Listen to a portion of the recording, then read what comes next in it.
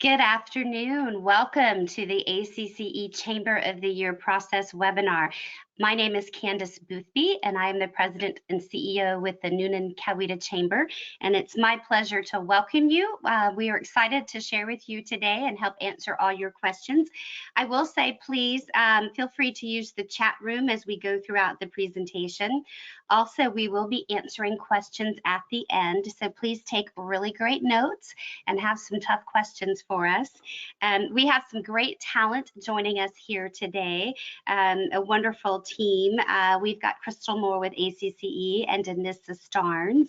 We also have my partner in crime, Kelle Marsalis from the Plano Chamber, who will be sharing some very valuable information. We have three of our delightful chamber execs who represent recent Chamber of the Year winners from the Tulsa, Ocala, and Effingham chambers that you will hear from.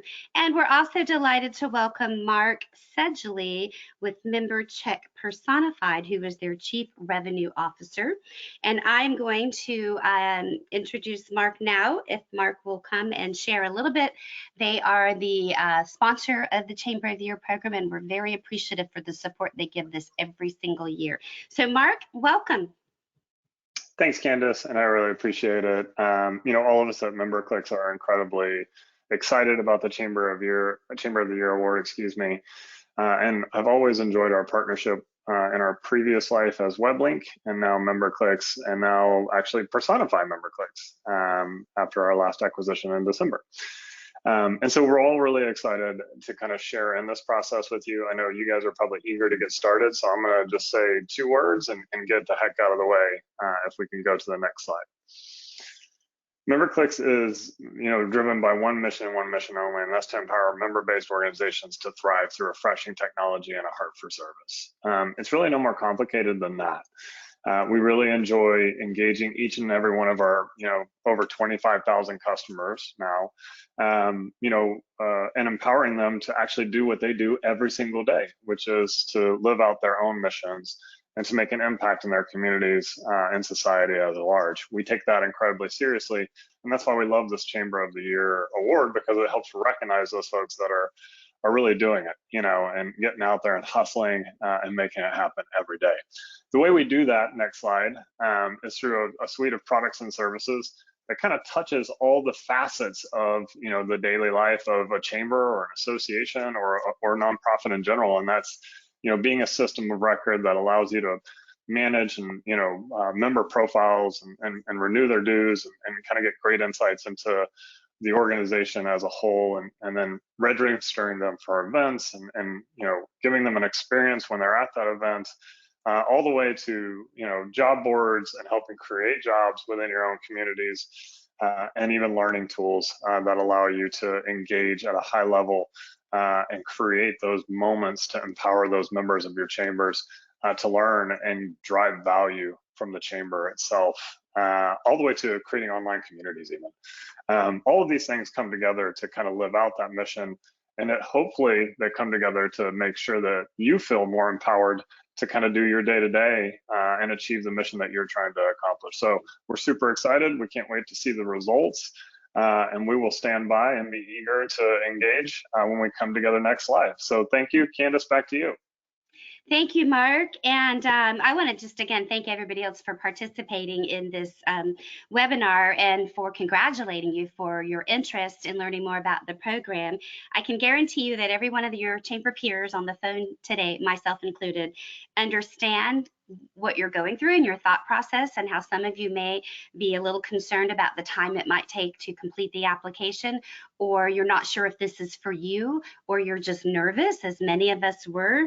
So we just want to be there for you. Just know that anybody you hear from today, we're here for you after the call. If you have questions, you reach out to us. We're happy to help. We want to see you succeed. So on today's call, we are going to go over the application process. It's a 3-step process. We'll review all of the dates that you need to time activate. We're going to share with you a little bit about the dynamic chamber benchmarking, which is your entry into the process.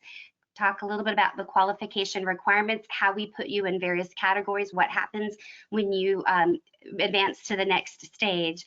And our wonderful new winners from this past year are going to share some very insightful perspective that they had on the application process. So with that, I am going to turn it over to Kelly from the Plano, Texas, and she's going to get into a little bit of the nitty-gritty.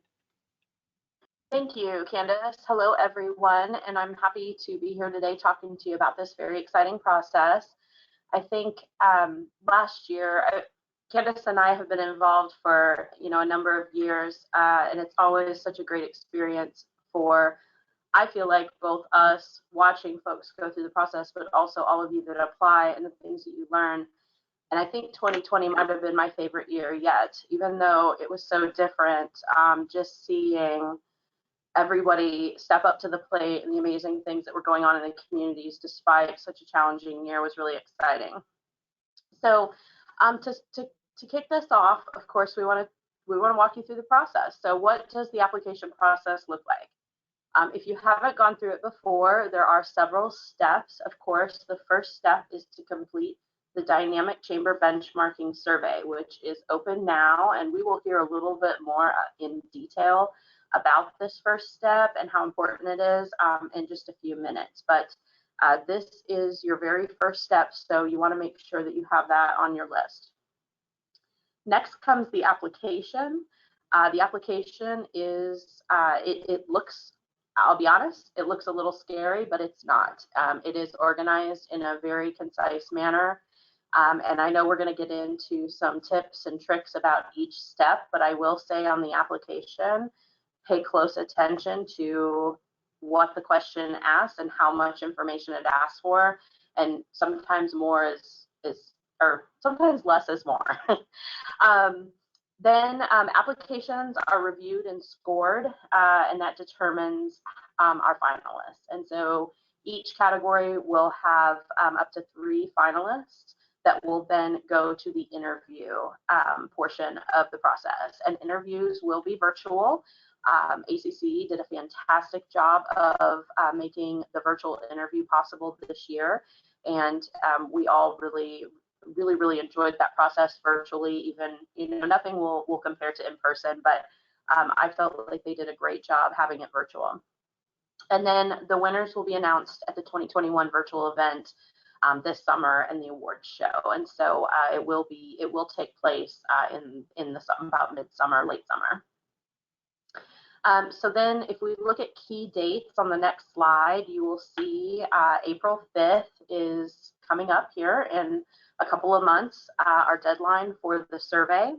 You will be notified if you qualify by April 16th. And then there will be a conference call with the 2020 winners for everybody that's pre-qualified that is planning on submitting their application. And so that call is when we get into a little bit more of the details and kind of what to expect with that application. There's something in the application called the synopsis. You submit 2 synopses for review. I'll go ahead and say it. I think I can speak for most of the judges, and that is where you really shine. And so we wanted to make sure you had every opportunity to kind of test out what you would like to submit for your synopsis ahead of time. So up until April 23rd, you can submit a short summary of the program that you would like to highlight as what just really sets your chamber apart and what you really are proud of. And the judges will look at that ahead of time and let you know if that is something that that would be competitive or that maybe there's a little bit more to think about. The application must be turned in by June 14th. So there is a lot of time. We understand that these applications and the preparation going into it does take time, and we're all, I guess, fighting for time right now in this new world of how we operate. And so we have given a great runway up until the 14th of June. Judging will start on the 21st, and the week of June 30th is when all the finalists will be announced. So it is a pretty quick turnaround. We know you're anxious to hear. And then we'll conduct those finalist interviews July 12th. And that is really the last step. And so the next thing would be the awards celebration and the announcement of the winners.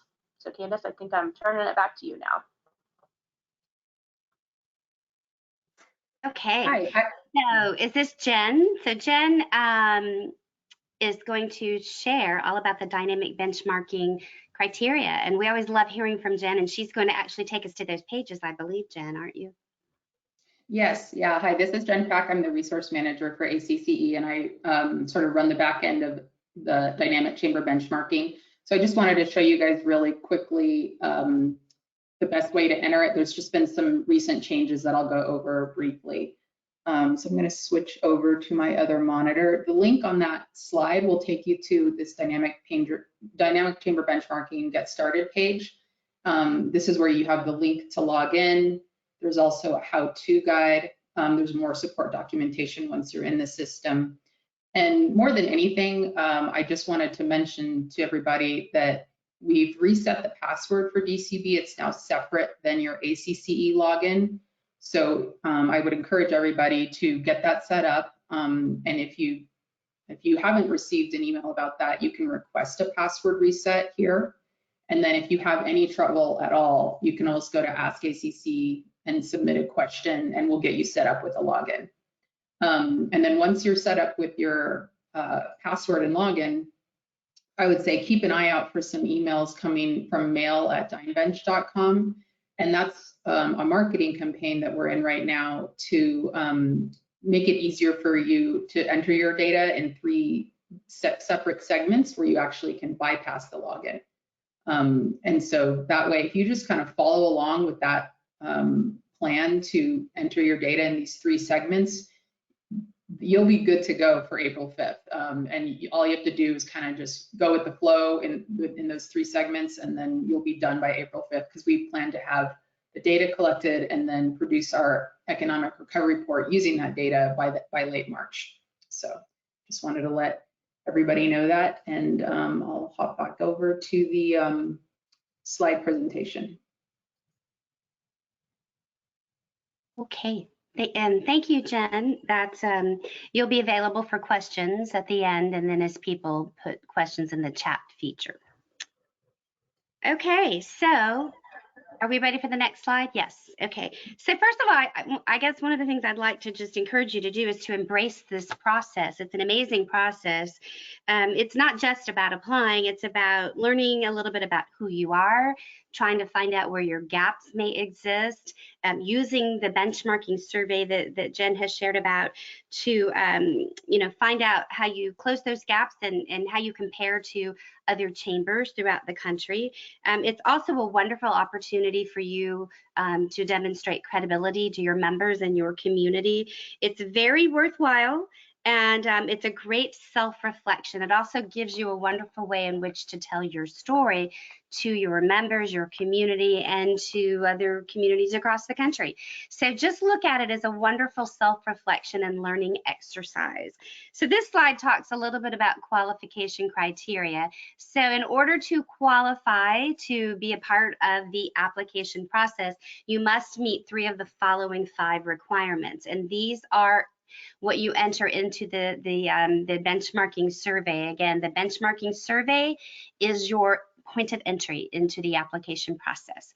So you can see what the 5 are: the positive net income with your revenue, how strong were your dollars, your retention dollars, your retention with your member accounts, and your net assets, and of course your current ratio. So you want to pay attention to these 5 criteria, and as long as you are able to meet 3 of the 5, you will then move on into the actual application process. So Jen, if you would go to the next slide, we're going to. Candace, this is Crystal. Before you, Jen, can you go back up one step? Okay. One of the things that we have, we are going to consider is, especially on point 2 and point 3, we understand that these are unprecedented times. And normally this would be the criteria we'd look for, dollars retention strength exceed 85%, retention strength that exceed 82%. We understand that, this past year has been tough in some areas. So we don't want you to think that if you don't have these numbers that you won't be able to apply. We are going to definitely consider COVID and look at the data as it's presented, and then we may adjust those numbers based on what comes in. So I just wanted to clarify that, Candace, a little bit, because we did talk about that. We don't want people to feel like, oh, I don't have 82, I don't have 85, so I'm not going to apply, because we are going to look at those numbers in the aggregate form and make the determination what those thresholds can be. Yeah, so it's really the story that your data tells in light of the environment that we've all been living in the past year. And speaking of 2020, and Kelly mentioned it a moment ago, she said she loved this year, and for many reasons, because it's given chambers an opportunity to pivot, to reevaluate, to learn, to adapt, to apply a lot of the horizon criteria. So there's much to celebrate and coming out of such a difficult year. Okay, so let's go to the timeline then, the dates on the next slide. And we've looked at some of these. Again, April 16th is when you'll get your email notification if you've moved on to the actual application, beyond the application, the actual judging process and the interview process. April 19th, if you've been notified that you passed the benchmarking survey and you're eligible to complete the application, this will be a call that we will then do to help guide you through the process and to answer any questions you may have about how to complete the application or what to expect next. Okay, next slide. Okay, so again, we talked about the pieces that tie into getting you entry into the application process. Once you're entered and you fill out your application, the staff at ACCE then actually places you into a category. And these are the criteria that are used to determine which category you get placed. Crystal may want to jump in here because they're not always pure to what you're seeing. Sometimes we have to look at some ranges, and we are actually looking at numbers of staff members as well, because that can be a little misleading depending on total revenue. Crystal, did you want to add anything right here? Yeah, so it's pretty much the same way we're going to kind of look at the data as it comes in. As Candace mentioned, that your data tells a story, and we want to make sure that in these categories it's apples to apples, oranges to oranges, and sometimes these particular data points skew in a weird way and may pair people up in a category they may not need to be in or should be in. So these are some data points that we've looked at traditionally, but this is just a sample of data points. If we find that, there are some other data points we need to look at to make sure that everyone's in the appropriate group, we will do that. But in the end, it is all based on the information you give us. Right. So this next slide, Kelly's going to drill down into each of these categories and help you understand the ranges. Yeah, so just to echo what Crystal and Candace were talking about, these are kind of the rough categories of 1, 2, 3, and 4 and how it's distributed. But as they mentioned, we are going to look at, or ACCE is going to look at that and see how it falls, because we have some chambers that are in metro areas that are suburban chambers, that the population and the number of businesses in the area are very different than, say, an organization that is, more of a standalone city. And so there will be some consideration given, and I know the staff will be open to speaking with you if there's any questions about that. But if you look through like population and number of businesses, you'll have 25 to 100,000 on up, and then over 500,000 up on the fourth category. Same with businesses. There's an under 3,000 and then an over 10,000 and a little bit of a breakdown in between. Total revenue and total percentage of total revenue that's restricted, I think, is important, because it's easy to look at total revenue. Yes, chambers that have economic development arms and tourism arms have more dollars at their disposal. Typically, it does impact the work of the chamber as it relates to members. And so that's why some of that restricted funding is important to look at as well. and then current number of members. And so you'll just want to make sure that as you go through that, you're filling that out honestly for each section, and then as it comes in, they'll do a great job of looking at how everything falls. When you look at dues categories, so on the next slide, you'll see dues categories are under the $200,000 mark, or under $199,999. 200,000 to just $500,000, $500,000 to $1 million, and above $1 million. And so these are generally the 4 categories that we look at just for dues income. And then the final slide here that I'll go through before we hear from some of our recent winners is really kind of looking at the application process. So as I mentioned at the beginning of the call, it sometimes looks a little scary, but I promise it's not. It is broken down into very digestible pieces. And we have some great tips that we will go through as we get into some of, especially when we get to that next call where we talk through every component with you. But the application will include your fiscal year 2020 financial documents. These will include things like your latest audit, your budget, your all your financial components, so that we can see not only that it rose to the top through the survey, but that also your organization has all the documents in place and has good fiduciary responsibilities in play, or checks and balances in place. There is also a short answer section.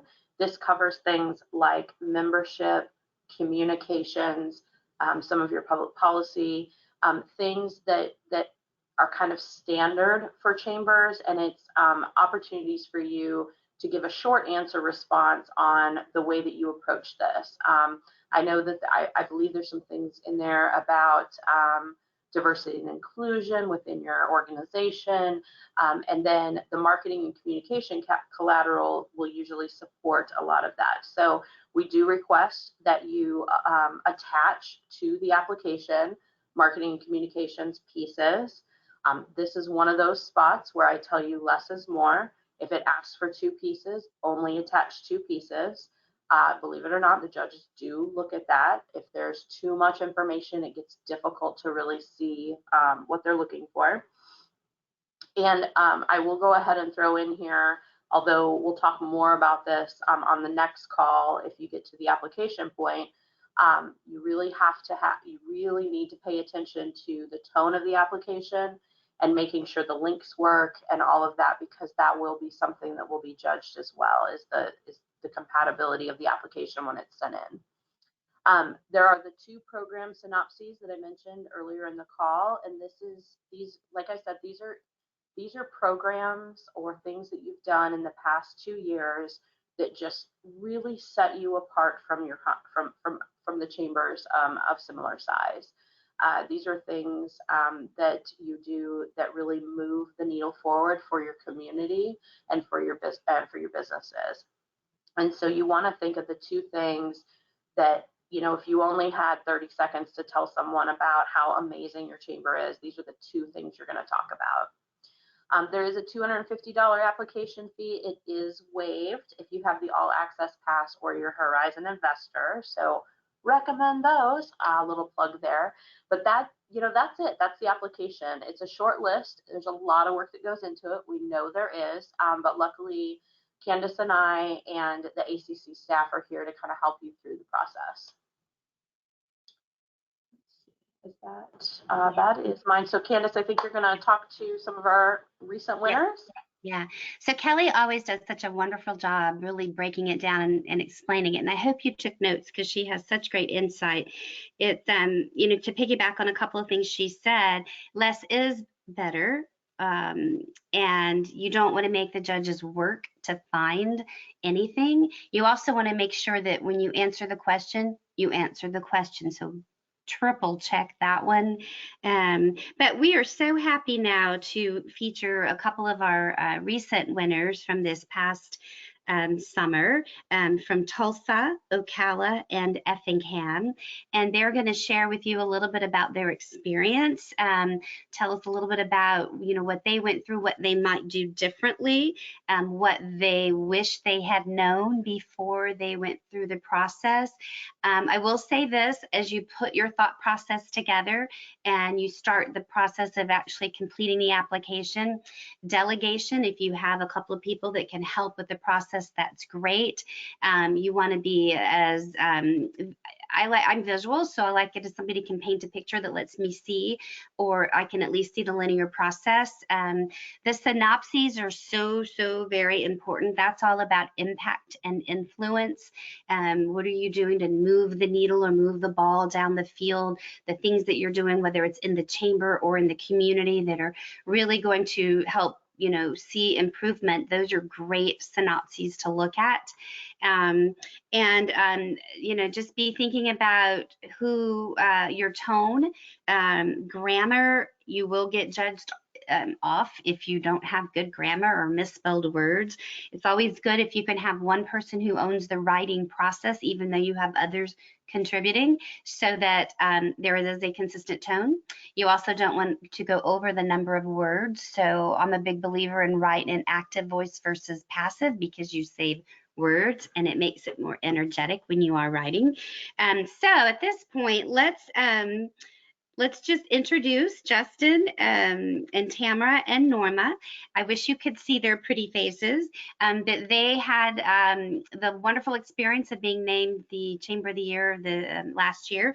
So Justin, with Tulsa, let's just start with you. If you could tell us a little bit about your point of view and what you learned about your chamber from the experience. Would you do it again? And what might you do differently? Yeah, thank you. Really appreciate it and glad to be on with you. So I'm Justin McLaughlin, and I serve here as Executive Vice President and Chief Operating Officer with the Tulsa Chamber. And it's kind of interesting. We've actually been through this process. We've won it several times over the years, and so we were really pleased again in 2020 to be able to win it. But I would say there's probably 4 or 5 things that I would emphasize. Getting an early start is important on the answers, because we really tried to give a lot of critical thought with our team, and we put a group together to handle this, which I think was mentioned a little bit ago, and I think is important. But don't wait too late to make some of those difficult to answer some of those difficult questions. Really start thinking about that now. I would say that it's really valuable in the answers to make sure that you're including internal and external collaboration and partnerships that you have. That's one of the things that we talked a lot about in our application with our tribal partnerships, because that's so important how our chambers are connected with our communities. The third thing I would say is make sure you link back to one or more of the Horizon initiatives. ACCE several years ago did a really nice job looking at the future of the chamber profession and where communities and cities were headed. And you really need to take that into consideration as you're talking about it. That's something that we have done and we've really looked at as an organization. I think it's also important to really choose unique programs. Think about things that your chamber stands out. If there's, if everybody does an annual meeting, but if there's some special thing that you've done, or there's some kind of a special program that you've done that not everybody else has done, I think that's also a way to think about. And then things that you're really dedicated and passionate about are really going to come through in the storyline. And then also, if you make it to the interview stage, that passion will also come through in the interview. And I would say that the final thing, and I'll let others speak, is if you get through the interview phase, look at that as a job interview. How you dressed, how you present, your preparation, I think is really, really important, and just telling your story. I'll turn it back over to you. Thank you. Thank you, Justin. We're going to go to Norma next, and this may be one of Norma's final speaking engagements with us because she has the pleasure and luxury of retiring in April. So we're excited about her. Norma has a great story to tell. She's with the Effingham Chamber. And Norma, congratulations on both winning and retiring. So tell us, you went through this a couple of times as well. What did you learn in the process? Well, first thing I would say, if you qualify, go to finish the process and apply. I can tell you that we probably qualified 5 times before we actually applied. And I regret that. So if you qualify, take that next step and apply, because it's really just a great way of delving into your chamber and really seeing what you do and how you do it, and being proud of that, quite frankly. You know, we did one win after this is our 3rd year of applying. So we're very thankful that we made that final hurdle. When it comes down to the application, definitely the slide, you know, says all hands on deck. You need, we're a small chamber, so smaller chambers need everybody that's employed by the chamber actively engaged in that process and assigning different pieces, different questions to different people in the organization who have that expertise about that question and can respond. Get yourself a graphic designer. If you've never applied before, never paid much attention, go out there and look at some of the applications, because I can tell you that that was a big, probably the biggest surprise for me is how very graphically pleasing everybody's applications are. And so learning that process for us was a bit of a learning curve. For the synopsis, I think being as specific as possible about what you're going to talk about, something we learned over the several years that we applied, is being very specific. Pick one thing and talk about it. Use statistics. Really drill down on why this was an important effort for the chamber to do. I agree previously about, you know, take a look at the Horizon Initiative, because you really need to tie what you're doing back to those, and it's really good for your chamber anyway to just pay attention to what the trends are and how as a chamber you can utilize those. Paying attention to word count is very important. Something that, you know, internally it was hard for some of the staff to say, you know, to understand that they couldn't be real wordy. They had to pick and choose the important words, as Candace said earlier, and use those. Use this as a learning tool for your chamber.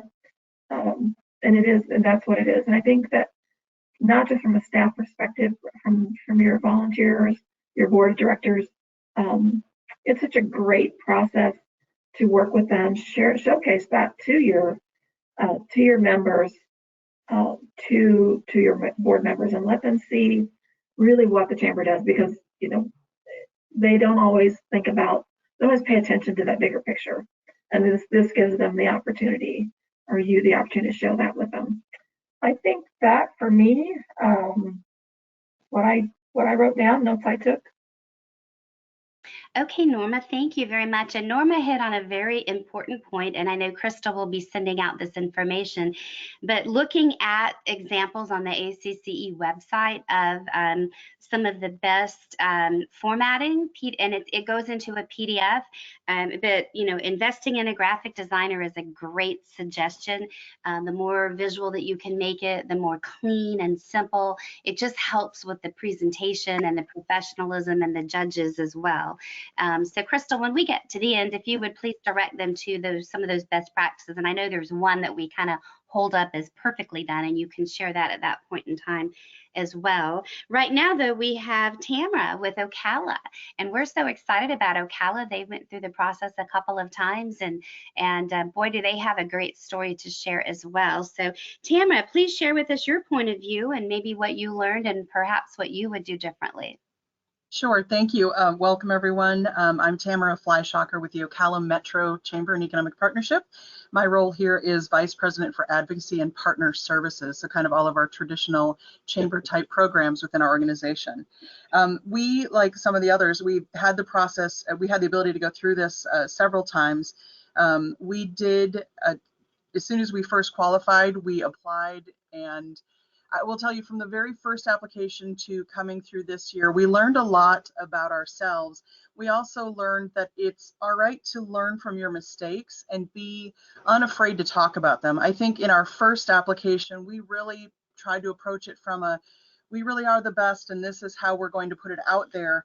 But when we kind of realized that part of the process of what we all go through is how we grow and learn. And so we made sure we engaged that within our, particularly in our synopsis programs, because some of those things are things we've really grown over the years, and it started from that first application to to this last application this year. And I will say what Norma said about, the graphic design piece.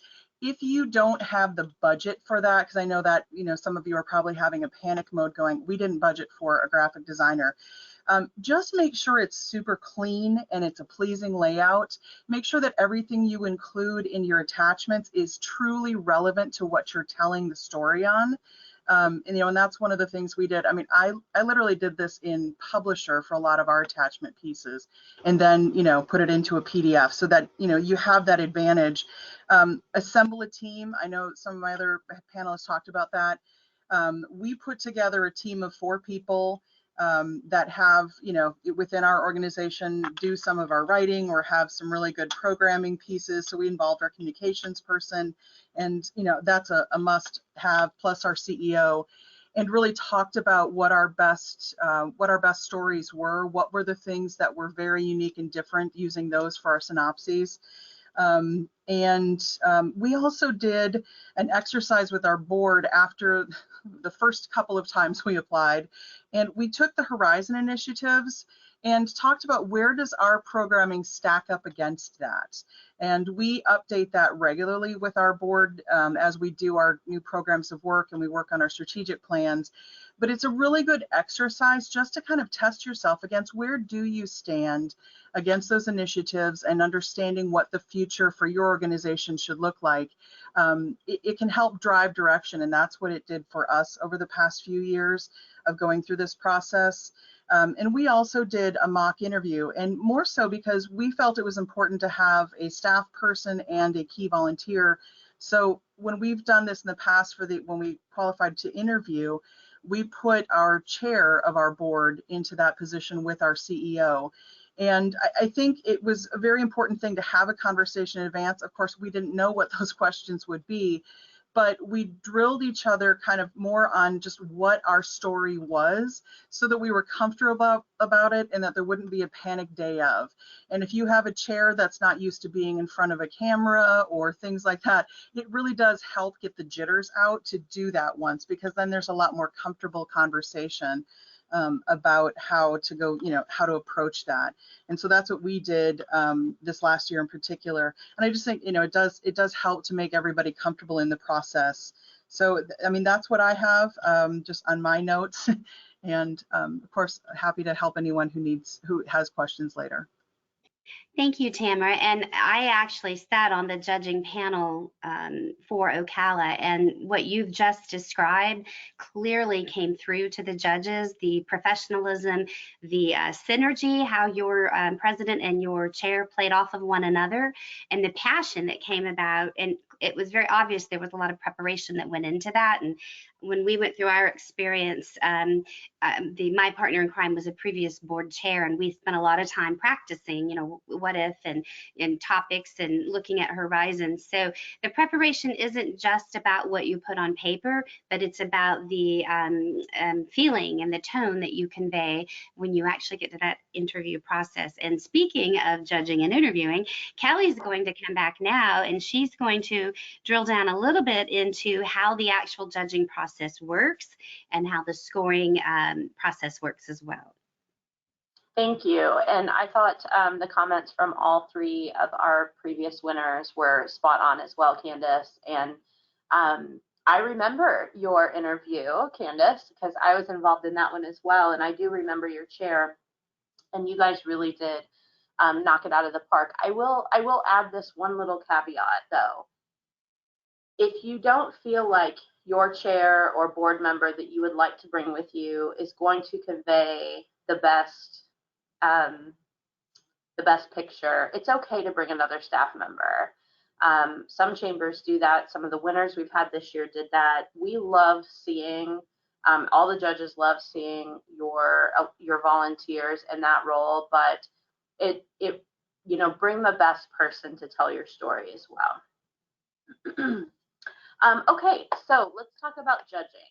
This is a key part to understand how this process works on the other side of the table.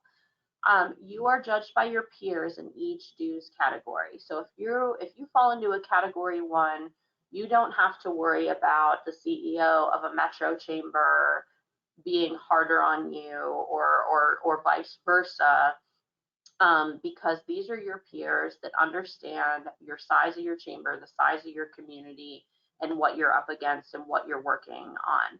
So there are peers in each dues category that are asked to judge. The panel will consist of previous winners, maybe some of the folks you heard of from today, or winners from the past couple of years, board members with ACCE, and veteran chamber CEOs. And so that panel comes together, they judge all of the applications, they compare notes. There is never one person solely responsible for judging your application. There are multiple eyes that are put on it, and so it is definitely an average scoring. Judges are volunteers. They do put in a lot of time and resources. So the reason why it is so fair and comprehensive is because we do have lots of folks that are willing to judge, but they do put a lot of time into it. And so that's another one of the reasons why we really emphasize answer the questions that's asked and don't provide too much, because it does cloud the waters, but it's also time for these judges as well. They will meet twice to review the applications, and the second time that the judges come together, they conduct the interviews. So they do see your application, they judge the application, and they are a part of the interview as well. So it is really a comprehensive look at your application. Now the scoring, 1/3 on the next slide, you'll see 1/3 of your score is the short answer, the collateral, and the financial documentation. And it is important to note that the financial documentation, when you go through the application, it looks like a checklist. Your dynamic chamber benchmarking is what qualifies you to the application round. So you are starting on equal ground when you get to that. The financial documentation is for us to see the processes and procedures that you have in place in managing your organization. So 1/3 of that application score is going to be what we kind of consider the front half of the application, those 3 areas. The 2/3 of the score are the program synopses. So again, I think I've said it like 3 times. I cannot emphasize enough how important those synopses are. You should have in mind right now what you think you might be doing, and if not, start thinking about it now, even as you go through the benchmarking. It's a really important component, and take advantage of submitting your synopsis idea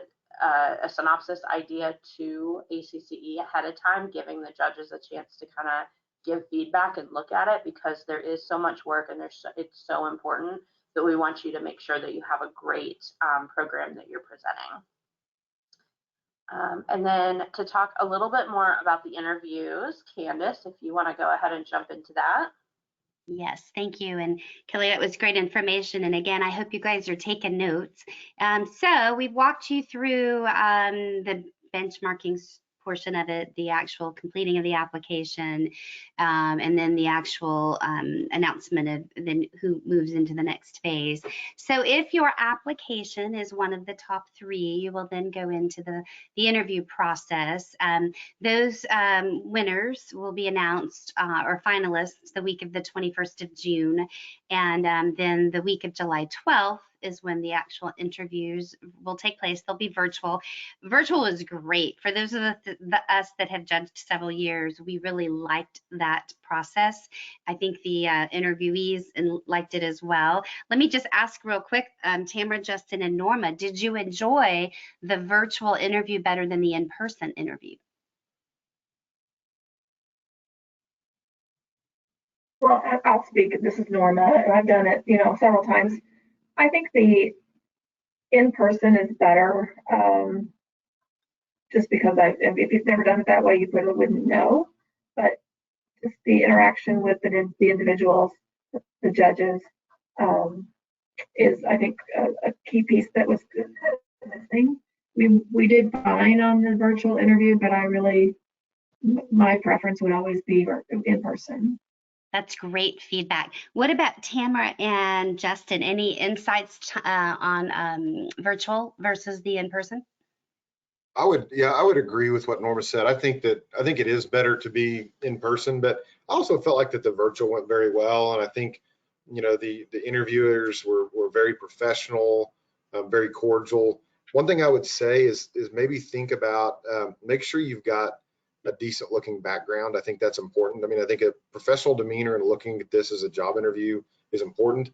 And, not if you're at home, make sure you've got a background that looks appropriate. And just thinking about that, but I think it worked fine. But it's certainly always better to be in person. I know we're in the people business in the chamber, so we certainly like that. Yes. So Tamara, any advice on the virtual?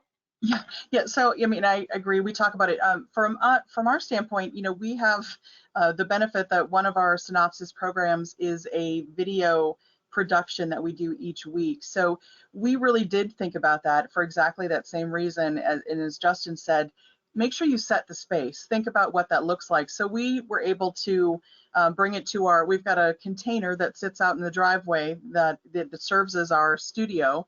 And that's where we did that. So we had our backdrop there. We had, our team dressed like they were ready for their interviews, just like you said, a job interview. They were prepared, and we test ran it because, again, the tech piece, we were terrified that something would go wrong because it's that one moment. So that would be my best advice, is make sure you test run it. Do a test interview with your equipment, set yourself up a little Zoom something just to walk through that process and make sure everything's working properly within your space that you're going to do the interview. That's great feedback. And can I offer one additional feedback on that note? One thing to keep in mind with the virtual versus in person is we were prepared, ACC was prepared to have some flexibility with any kind of technology issue, but make sure the person is comfortable using the technology, not just that the technology works. yes, That is one thing that was a new lesson for us this year. Yeah, that's wonderful feedback. And so I hope you're taking notes on this as well. For those of you that do end up becoming a finalist, as much thought needs to go into that actual interview as it has what Kelly referred to as, the front half of the application. So, okay, so then we do the interviews the week of the 12th, and then late July, we will be announcing winners at the awards show. Last year, our finalists had to wait July until September to get their notification. And so we're happy that this year there's a little shorter gap between the two. Okay, Jen, if you'll go to that next slide. So now's the time to really get strategic and be thinking about what are you going to do and how are you going to prepare. These are just a few of the tips. It's always a great idea to talk with past winners. You can go to the ACCE site and you can look at sample PDFs of previous applications. Those are wonderful to use as a guide. The staff is available. We've got some great ACCE staff, board members, anybody who's just been in the process before. All of the sample synopses and webinars are, of course, on the ACCE site, and those are very instructive. More than anything, with the benchmarking survey, familiarize yourself with that and, start working on that now. If you have some gaps that you just need to focus on, it's a good time to focus on closing some of those gaps. And then, of course, be deliberate in how you put your application together.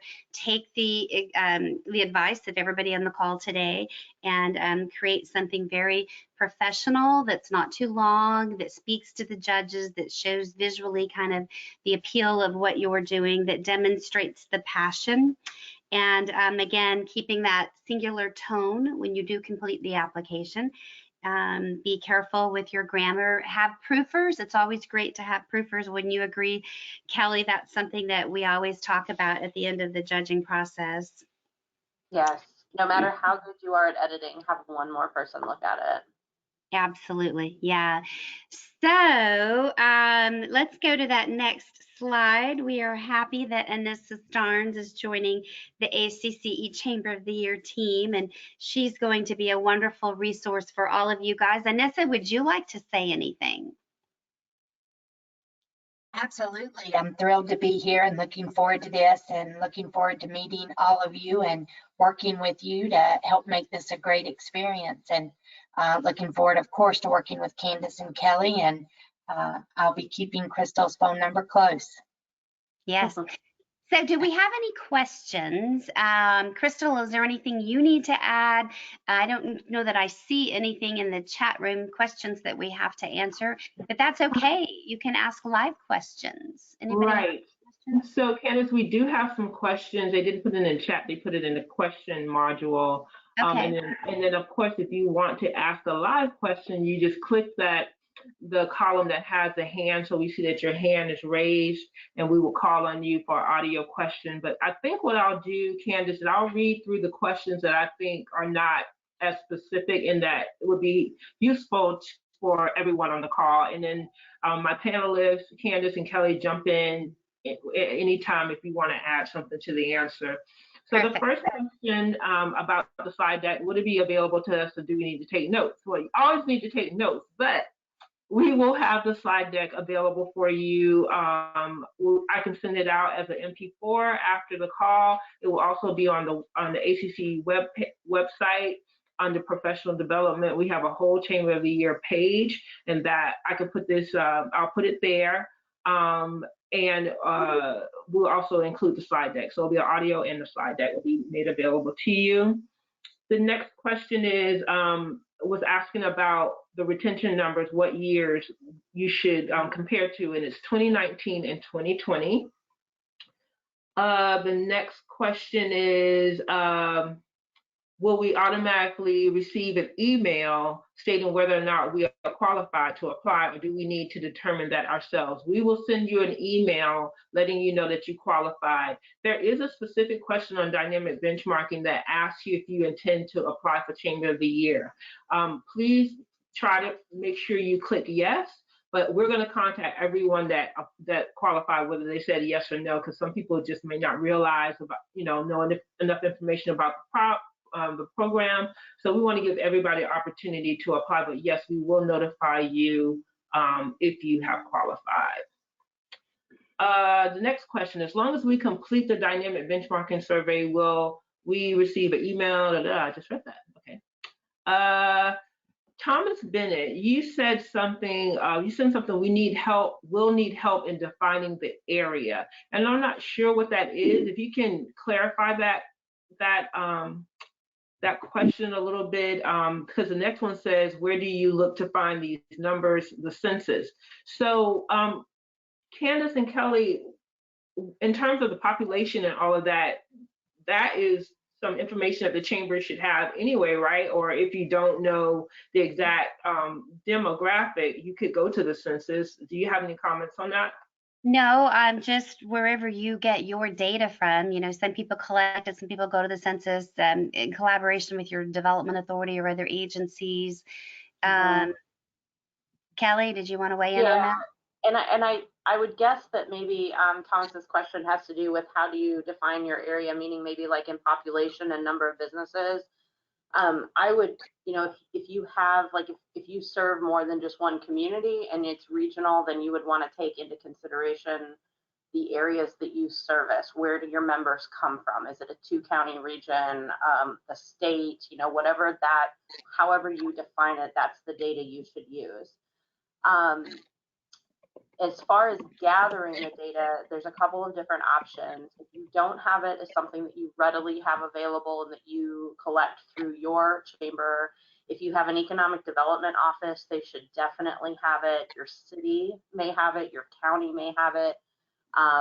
There are some paid data services online that you can gather that through, but then again, the census is probably one of the easier places to get it. Yes, and sometimes your Department of Labor has some of that information as well. Or your workforce board or workforce solution, yeah. Yeah. Okay, well, the next question asks about feedback.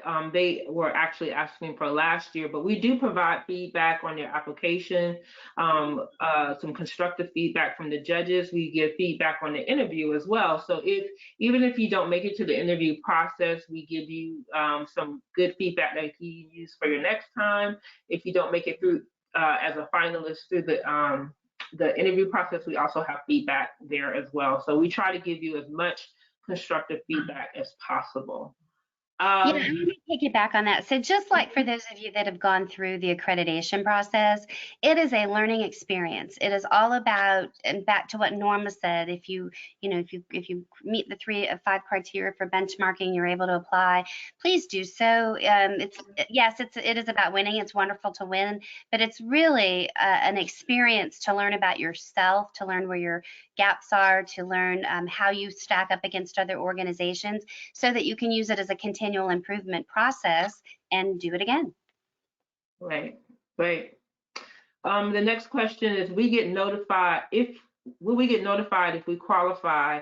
Will that tell us what category we're in? We will eventually, yes, we will tell you what category you're in, but again, we want to make sure that we look at the data thoroughly because of COVID and make sure that that we are the thresholds are appropriate for the instances that happened this past year, but we will notify you of your categories based on the current BCB data. So even though we said we had some kind of parameters that we mentioned, I just want to reiterate that we're going to look at everything and try to make sure that we are being fair to what has happened across the country this past year. Is there a PDF of all the Horizon initiatives? Yes, on our website. You can even go to the search bar and put in Horizon initiatives. We have a PDF and we have the individual videos for you there. They should be on the same page. Stephanie, you can email Anissa or myself and if you can't find that. If we qualify to apply based on meeting at least 3 to the 5 requirements, do we then get invited to apply? Yes. How many do you usually have apply per category? Well, I think for the category 2, 3, and 4, we definitely have a lot. I would say if one is smaller, it would be category 1. But I don't know, Candace, in the years that you and Kelly have been judging, I mean, we can get as many as 40, 50 total. Yeah, we don't really track it by number in category applying. We track it more holistically. So on the average, anywhere from 40 to 50 actually apply, and then this past year we had a lot of paper screening. I do remember that. Yes. I would say the fewest I've ever judged in a category was maybe 6, 5 or 6, and the most is probably 10 or 12. Yeah. Right. And that's why it's very important for you to be very succinct and concise with your application, because it's very frustrating for a judge to have to judge 12 to 15 applications and they're just too long and there's too much information. When you give a lot of information in terms of collateral, it's hard to find what you're actually looking for. On our website, under Professional Development and Chamber of the Year, we have a sample application. Bowling Green submitted the perfect application. It was the right size. It answered everything. And we want you to really pay attention to that in terms of how big it is and in terms of how much information they gave. Because if you're on application 6, you're just tired and you don't want that to be a negative when they get to judging your application because they can't find anything. So I cannot stress that enough, that be very, very intentional on what you put in there. Make sure your links work.